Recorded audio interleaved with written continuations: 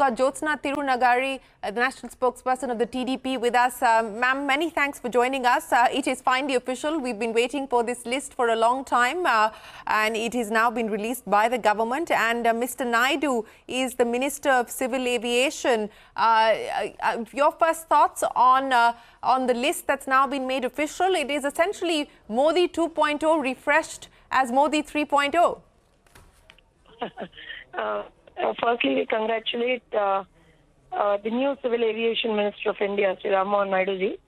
Definitely, it's an honor for us, and we are very happy about it. And in fact, during our 2014, also when we were a part of NDA, even then also we had the same ministry. If you remember, Ashok Gajapati Raju was the minister then. So that is right.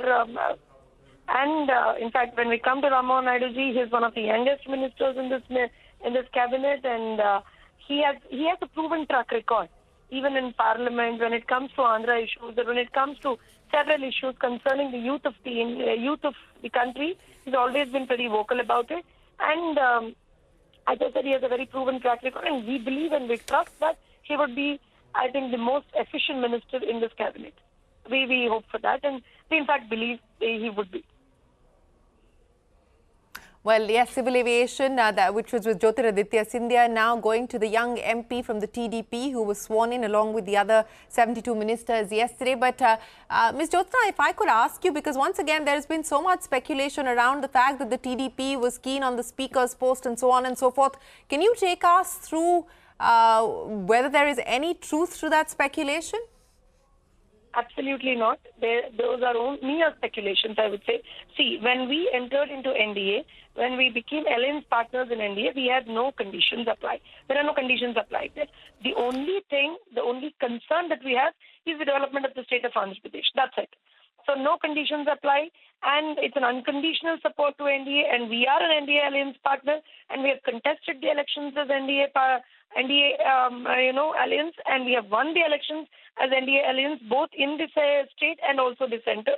And there's nothing, no demands from our end, nothing except that we want the state development. We want the unfinished, Polavaram to be completed. We want the capital to be developed. We want a proper financial situation in the state. We want the financial indiscipline that's there in the state to be, removed. And we want a proper financial condition for the state. That's it. Nothing more. We are clear on that. And anything that you hear apart from these things, rest all is speculation. We have never demanded anything, nor would we be demanding anything, except these things. Right. Yeah. So specifically, as far as the state is concerned, you said that you're not putting any conditions on portfolios, etc. But has there been any forward movement or any assurance given by the government on what we can expect as far as the special package is concerned for the state of Andhra Pradesh? See, let me tell you the practical situation there. For the past 5 years, what has happened is there were many instances when the center has supported the state.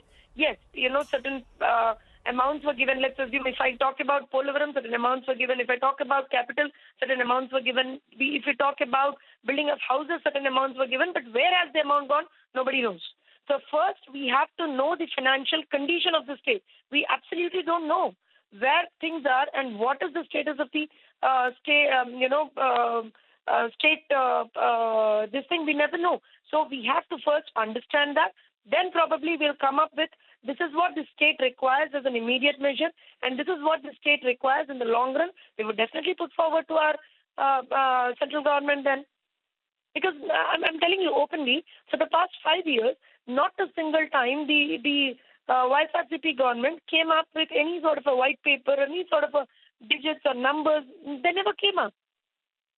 So honestly, it's a practical situation.